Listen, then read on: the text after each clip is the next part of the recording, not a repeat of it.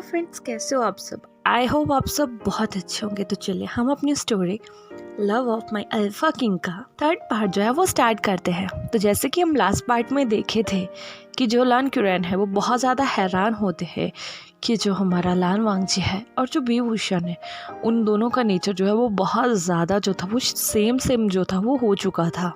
जब ये बात जो लान क्यूरेन है वो उन दोनों को कहते हैं तो जिसके ऊपर हमारी सीई कहती है कि हाँ फादर, बी वुशन ब्रदर और वांगजी ब्रदर दोनों एक तरह से हो गए हैं। इसके बाद जब वो दोनों जो है वो अपना ब्रेकफास्ट करके जो फिनिश कर देते हैं तो सीई जो है वो वांगजी से कहती है कि ब्रदर, मैं आपसे कुछ टॉपिक जो है वो पढ़ना चाहती हूँ जो कि आप अभी बी वुशन ब्रदर को जो है वो पढ़ा रहे हैं। तभी वांगजी कहता है कि ठीक है, तुम भी इसके साथ जो है वो लाइब्रेरी आ सकती हो। तो गाइस यहाँ जो हमारा वांगजी होता है वो सिर्फ विवुशन को ही टीच करवाता था। अदर डिसिपल्स को जो था वो लान क्यूरेन ही टीच करवाया करते थे। यही हम एंट्री होती है हमारे लान सिचेन की।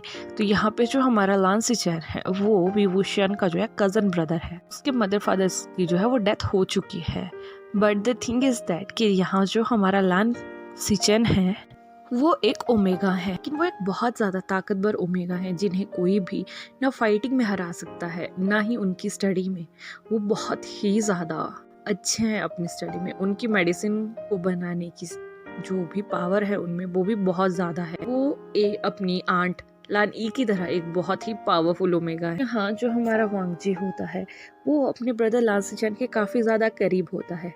इसीलिए जो हमारा वांगजी होता है उसने लान सिचेन को कहा होता है कि ब्रदर, फादर के साथ आप क्लासेस लिया करेंगे। पहले तो कोई नहीं मानता कि एक ओमेगा कैसे टीचर बन सकता है, लेकिन जब हमारा लान सिचेन जो होता है वो सबको मैक्सिमम अल्फाज को जो है वो हरा देता है तो तभी जो लान क्यूरेन होते हैं वो उसे स्टडी करवाने के लिए अलाउ कर देते हैं। इसलिए जो भी अदर डिसिपल्स जो थे या कहीं और से अगर वहाँ कोई मेडिसिन की स्टडी करने आता था तो उनको लान क्यूरेन और लान सिचेन जो थे वो टीच करवाया करते थे। और दूसरी साइड जो हमारा वांगजी था वो बी वुशन और सीई को जो था वो टीच करवाया करता था। कुछ समय के बाद जो सीई है वो भी लाइब्रेरी में जो है वो चली जाती है। हम वांगजी जो था वो बी वुशन को कुछ टीच करवा रहा था। जैसे ही हमारा वांगजी जो सीई को देखता है तो वो उसे कहता है कि तुम लेट हो। तभी सीई कहती है कि ब्रदर, मैं दूसरी क्लास में थी और मुझे वहां से आते आते समय लग गया। इसी बात पे जो हमारा वांगजी होता है वो उसे कहता है कि ठीक है, तुम जल्दी से अंदर आओ, मैं कुछ टॉपिक्स जो है वो तुम्हें क्लियर करवा देता हूँ। तो इसके बाद जो सीई है वो वांगजी को कुछ टॉपिक्स बताती है। तो वो टॉपिक्स जो है वो होते हैं वी वुशियान ने अभी तक नहीं पढ़े होते हैं। तो तभी वांगजी उन दोनों को कहता है कि तुम यहाँ मेरे पास में आके बैठो। तभी वो दोनों वांगजी के एक एक साइड में जो है वो बैठ जाते हैं। इसके बाद जो हमारा वांगजी होता है वो उन दोनों को जो है जो भी टॉपिक उन्हें नहीं आ रहे होते हैं उन्हें जो है वो टीच करवाना जो है वो स्टार्ट कर देता है। इसी तरह से कुछ टाइम जो होता है वो निकल जाता है।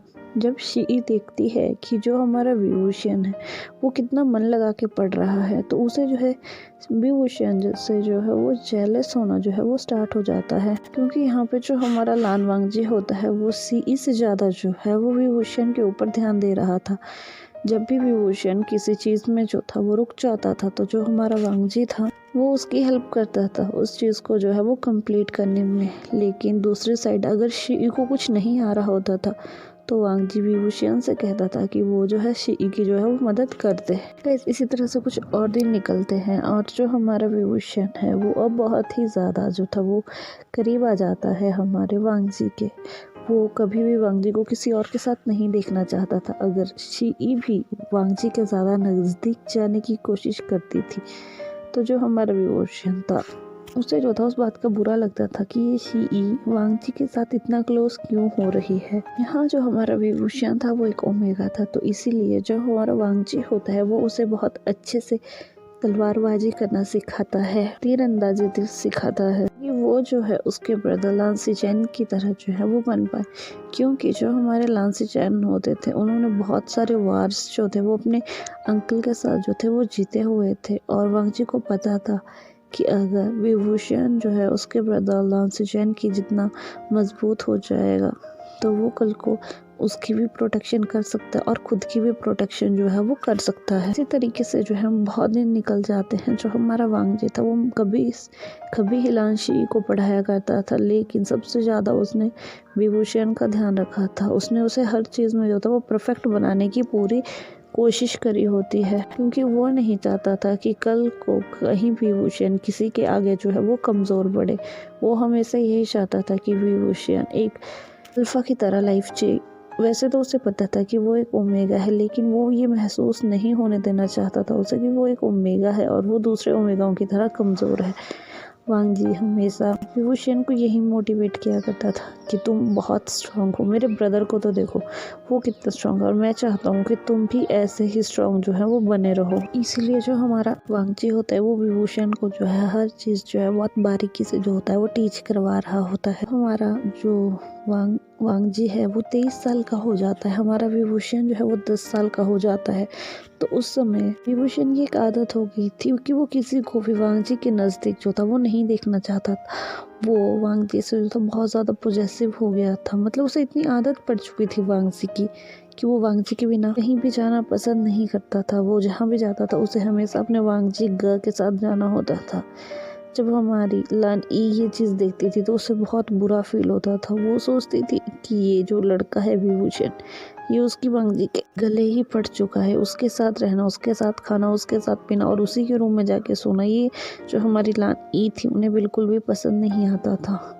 और उनका ये मानना था कि अब जो विभूषण है वो 10 साल का हो गया तो वो अकेला सो सकता है। एक दिन वो सभी अपने फैमिली में मतलब बैठे ही हुए थे, तभी वहाँ पे एक दृश्य देखने वाला जो एक मतलब बूढ़ा व्यक्ति जो है वो वहाँ से निकलता है। वो बूढ़ा व्यक्ति जो होता है वो लान क्यूरेन को जो है वो आवाज़ लगाता है और उससे कहता है कि कैसे हो तुम। तभी लान क्यूरेन कहता है कि बाबा मैं ठीक हूँ, आप कैसे हो। तभी वो बाबा कहता है कि बच्चा मैं भी ठीक हूँ।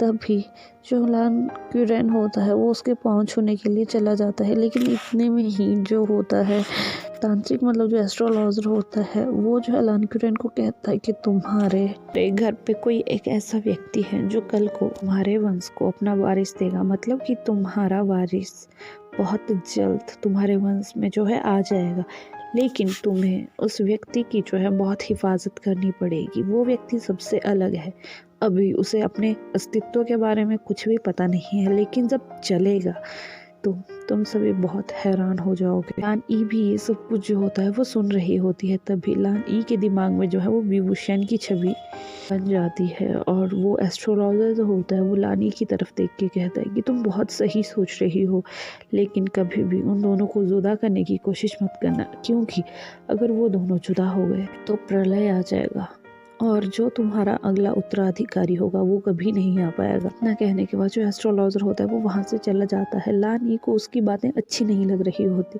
लेकिन जब वो अपने उत्तराधिकारी के बारे में सुनते हैं तो वो थोड़ा चिंतित हो जाते हैं। तभी लान क्यूरेन से कहती हैं कि बाबा विभूषण के बारे में बात कर रहे थे, हमें विभूषण के बैकग्राउंड के बारे में कुछ भी पता नहीं है और ऊपर से डे बाई डे उसका बिहेवियर बहुत ज़्यादा चेंज होता जा रहा है। इसके लिए हमें कुछ करना चाहिए, अदरवाइज वो बिल्कुल वांगजी की तरह बन जाएगा। मैं नहीं चाहती कि विभूषण ऐसा बने, मैं चाहती हूँ कि उसका नेचर एक चुलबुला सा हो। कि तभी लान क्यूरेन कहते हैं कि हम किसी का नेचर बदल नहीं सकते, अगर उसे वैसे ही शांत रहना पसंद है तो उसे वैसे ही रहने दिया जाए। इसी तरह से गाइस कुछ दिन और निकलते हैं। वांगजी और विभूषण जो थे वो काफ़ी अच्छे दोस्त की तरह हो गए थे, लेकिन जो हमारा विभूषण होता है वो वांगजी को हमेशा ब्रदर कह के बुलाया करता था। लेकिन यहाँ जो हमारा वांगजी होता है वो कहीं ना कहीं जो विभूषण को जो था वो पसंद करना जो था वो स्टार्ट कर चुका था। वो हमेशा ही विभूषण के लिए जो था वो ओवर प्रोटेक्टिव जो था वो रहा करता था। उसे हमेशा अच्छा भोजन खिलाता था, अच्छे से घुमाता था, जो भी उसकी नीड्स होती थी उन्हें कंप्लीट किया करता था। यहीं दूसरी साइड जो शी होती थी उसके ऊपर जो हमारा वांगजी होता था वो इतना ध्यान नहीं देता था, जिसकी वजह से शी जो थी वो बहुत दुखी हुआ करती थी कि मेरे ब्रदर मेरी टेंशन ना करके इस लोग की टेंशन करते हैं। और एक दिन शी को बहुत ज़्यादा गुस्सा आया होता है और वो विभूषण को जो है वो स्लैप कर देती है और वांगजी से कहती है कि ये कौन है आपके लिए। मैं नहीं जानती, लेकिन आपकी सिस्टर मैं हूँ, आप मेरे से ज़्यादा इम्पोर्टेंस इसे कैसे दे सकते हैं। तभी हमारा वांगजी कहता है कि सी मैं तुम दोनों को बराबर की इम्पोर्टेंस देता हूँ। मेरी नज़रों में तुम दोनों एक बराबर हो। जब हमारा विभूषण जो है वो ये सुनता है तो वो सोचता है कि जैसे ये इसकी बहन है, ये मुझे भी अपना भाई मानता है। तभी हमारा विभूषण जो होता है वो अपने घुटनों पे बैठ जाता है और उससे कहता है कि महाराज, क्राउन प्रिंस, मैं आपकी सी की जगह नहीं ले सकता। वो आपकी सिस्टर है और मैं आपका एक मामूली सा सर्वेंट हूँ। ये सुनने के बाद जो हमारा वांगजी होता है वो बहुत हैरान हो जाता है। वो जो होता है विभूषण के पास जाता है, उसे उसके दोनों कंधों से जो है ग्रैब करता है और उठाता है और उसे हक कर लेता है और उससे कहता है कि नहीं, तुम मेरे लिए कोई मामूली नहीं हो, तुम मेरे लिए मेरी जान से भी ज़्यादा इम्पोर्टेंट हो। तभी वो शी को भी अपने पास बुलाता है और उसे भी हक कर लेता है और उससे भी कहता है, पागल, तुम तो एक ऐसी इकलौती हो जो कि मुझे इतनी प्यारी लगती है, फिर भी तुम मेरे बारे में ऐसा कैसे सोच सकती हो। तभी अचानक जो शी होती है उसके मुंह से निकल जाता है, वांगजी का, क्या आप विंग को पसंद करते हो? इसके ऊपर जो हमारा वांगजी है वो कुछ नहीं कहता, उसकी तरफ एक नोट करता है और दूसरी साइड जो है वो देखना स्टार्ट कर देता है। ये सुनने के बाद जो हमारी शी होती है वो बहुत ज़्यादा खुश हो जाती है। वो जो होती है वो अपने ब्रदर से कहती है कि ब्रदर वांगजी, आपने जो है बहुत अच्छे पार्टनर को जो है वो अपने लिए चूज़ किया है। जो विभूषण है वो बहुत अच्छा है और वो आपके लिए एक परफेक्ट पार्टनर जो होगा वो सिद्ध होगा। ये बातें जो होती है लान ई जो होती है वो सुन लेती है और वो जो होती है डिसिपल्स को कहती है कि जब वांगजी जो होगा वो या तो मेडिटेशन में होगा या तो किसी काम से बाहर होगा, तो तुम जो है विभूषण को जो है वो मेरे पास लेके आओगे। तभी लान क्यूरेन जो होते हैं वो वांगजी से कुछ कहते हैं जिसकी वजह से वांगजी को जो है वो कुछ समय के लिए जो है वो मार्केट जाना पड़ता है। इसी समय का फ़ायदा उठा के जो हमारी लान ई होती है वो डिसिपल्स को कहती है कि अभी विभूषण को यहाँ लेके आओ। जो डिसिपल्स होते हैं वो विभूषण को लेने के लिए वहाँ से चले जाते हैं और वो जो है ज़बरदस्ती जो है विभूषण को जो है वहाँ तक ले आते हैं। वहाँ लाने के बाद जो लान ई होती है वो विभूषण को कहती है कि तुम मेरे बेटे से दूर रहोगे। तभी जो विभूषण होता है वो कहता है कि ऐसा कभी नहीं हो सकता, मैं वांगजी को नहीं छोड़ सकता, चाहे मुझे कोई कुछ भी कहे। तभी लानी कहती है कि तुम कितने बेशर्म हो, तुम ऐसा कैसे कर सकते हो, तुम एक सर्वेंट हो, तुम एक सर्वेंट होने के बाद मेरे वांगजी को जो है अपने पैर में फंसाने की कोशिश कर रहे हो। जब हमारा विभूषण ये सुनता है तो वो बहुत ज़्यादा हर्ट होता है और वो लानी को कहता है कि आंटी, मैं वांगजी को खूब फंसाने की कोशिश नहीं कर रहा हूँ और मैं आपसे प्रॉमिस करता हूँ कि चाहे मुझे मेरी जान ही क्यों ना देनी पड़े, लेकिन मैं वांगजी की जो है हिफाजत करूँगा। मैं एक बहुत ताकतवर ओमेगा बन के दिखाऊँगा आपको। तो गाइस, इसी तरह से जो हमारा विभूषण होता है वो बहुत ज़्यादा ध्यान देता है अपनी स्टडी के ऊपर, अपनी प्रैक्टिस के ऊपर, और वो अब अपना खेलना वगैरह जो भी और डिसिपल्स के साथ बिल्कुल कम कर चुका था। वो मैक्सिमम टाइम जो था वो लाइब्रेरी में स्टडी में बिताता था, बचा हुआ टाइम वो ग्राउंड में जो था अपनी प्रैक्टिसेस में बिताता था, ताकि वह कल को जो है वो विभूषण के लिए ये वांगजी को प्रोटेक्ट करना हार्ड ना हो। और वो मुमकिन कोशिश करता है जिससे कि वो वांगजी को जो है वो कल को प्रोटेक्ट कर सके। इसी तरह से जो है कुछ साल और निकल जाते हैं और अब हमारे वांगजी का जो था महाराजा बनने का जो था वो समय आ गया था। तभी हमारी लान ई कहती है कि हमें वांगजी की शादी जो है वो करवा देनी चाहिए, लेकिन हमारा वांगजी जो होता है वो शादी करने के लिए मना कर देता है। तभी लान क्यूरेन उससे कहते हैं कि वांगजी, शादी तो तुम्हें करनी पड़ेगी, आज नहीं तो कल। तभी वांगजी कहता है कि फादर, मुझे विभूषण पसंद है, मैं उसके अलावा किसी और से शादी नहीं करना चाहता। तभी उसके फादर कहते हैं, चाहे बेटा तुम कॉन्क्यूपाइन ही रखो, लेकिन तुम्हें ये कुछ ना कुछ करना ही पड़ेगा। काफी टाइम तक जो लान ई और लान क्यूरेन होते हैं वो वांगजी को समझाते रहते हैं। उसके बाद जो लान क्यूरेन होते हैं वो यही बात जो होते हैं वो विभूषण को कहते हैं। तो जो हमारा विभूषण होता है जब वो ये बात सुनता है तो उसे भी हर्ट होता है, लेकिन उसे पता होता है कि अगर वांगजी को महाराज बनाया गया तो उसे शादी करनी ही पड़ेगी। तभी जो विभूषण होता है वो वांगजी के पास जाता है और उससे कहता है कि गागा, आपको शादी कर लेनी चाहिए। जब हमारा वांगजी ये सुनता है तो उसे बहुत ज़्यादा हर्ट होता है। वो विभूषण को अपने गले से लगा लेता है और उससे कहता है कि विभूषण, मैं तुम्हें पसंद करता हूँ, मैं तुम्हारे अलावा किसी और के साथ नहीं रहना चाहता। सुनने के बाद हमारे विभूषण की आंखों में आंसू आ जाते हैं और उससे कहते हैं कि मैं हमेशा आपके साथ ही रहूँगा, लेकिन अगर आप आज महाराजा नहीं बने तो कल को आपका सिंहासन जो है वो कोई और भी छीनने की कोशिश कर सकता है, इसीलिए आपको शादी कर लेनी चाहिए। मैं यही हूँ, आई प्रॉमिस कि जब मैं शादी की उम्र के लिए हो जाऊंगा तो मैं आपसे शादी जरूर करूंगा। इसके बाद जो हमारा वांगची होता है वो शादी के लिए मान जाता है। तभी लान क्यूरेन जो है वो एक प्लान बनाते हैं कि क्यों ना वैन क्लैन की ओमेगा बेटी जो वैनचिंग होती है उससे वांगची की शादी करवा दी जाए, क्योंकि अगर उन क्लैनों की राजकुमारी हमारे क्लैन में जो है वो शादी करके आती है तो कल को वो हमारे अंडर जो है वो आ सकते हैं। बट इसके ऊपर जो वांगजी है वो मना कर देता है कि वो किसी भी क्लैन की राजकुमारी से जो है वो शादी नहीं करेगा। वो अपने फादर को कहता है कि फादर, आप अगर उन्हें मेरी कॉन्कुपाइन बना के लाना चाहते हैं तो आप ला सकते हैं, लेकिन अगर आप ये कहें कि मैं किसी भी क्लैन की राजकुमारी से शादी करूं तो वो मैं नहीं करूंगा, क्योंकि मैं चाहता हूं कि अगर मैं किसी से शादी करूं तो वो विभूषण हो, कोई और नहीं। इसके ऊपर जो हमारी लान ई होती है वो बहुत गुस्सा करती है, लेकिन तभी लान क्यूरेन कहते हैं कि ठीक है, मैं तुम्हारी इस बात से सहमत हूँ। अभी उसके फादर जो है वो कुछ डिसिपल्स को जो होते हैं वो रूम रेडी करने के लिए कहते हैं, और वैन क्लैन में जो है वो एक प्रस्ताव जो होते हैं वो शादी का भिजवा देते हैं कि वो उनकी ओमेगा राजकुमारी जो वैनचिंग है उन्हें अपने बेटे वांगजी की जो कॉन्कुपाइन है बनाना चाहते हैं, क्योंकि जो वैन क्लैन के जो भी राजा होते थे उन्हें अभी तक जो था वैन क्लैन में जो था वो बंदी बना के रखा गया था, तो वो उस प्रस्ताव को ठुकरा नहीं पाते और वो उस बात के लिए जो है वो मान जाते हैं। कुछ दिनों के बाद जो होते हैं वो लोग वैनचिंग को जो है वो गुसू में जो है वो वांगजी की कॉन्कुपाइन बना के जो होते हैं वो भेज देते हैं। अभी वांगजी ने कहा होता है कि जो भी कॉन्कुपाइन के जो भी क्वार्टर्स होंगे उन्हें उसके रूम से काफ़ी दूर रखा जाए, ताकि ना वो कभी कॉन्कुपाइन से मिले ना उसे कभी वो लोग डिस्टर्ब कर सके। वैनचिंग को इस बारे में पता चलता है तो वो पहले तो बहुत ज़्यादा खुश होती है कि वो किसी क्लैन के क्राउन प्रिंस से जो है वो शादी करने वाली है, कि जब उसे ये पता लगता है कि वो ऑलरेडी ही किसी और से प्यार करता है और उसे कॉन्कुपाइन बना के लेके जा रहे हैं तो उसे बहुत ज़्यादा हर्ट होता है।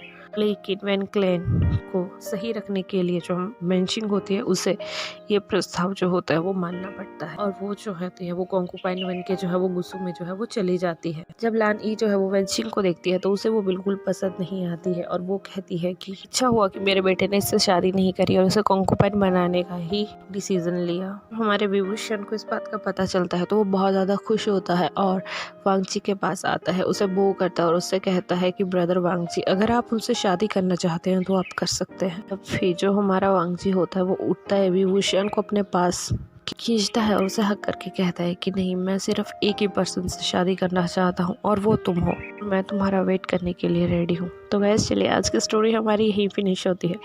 होप सो कि आपको मेरी स्टोरी जो है वो पसंद आई। अगर पसंद आएगी तो लाइक कीजिएगा, कमेंट कीजिएगा, शेयर कीजिएगा और अपना ध्यान रखिएगा। Bye bye, take care.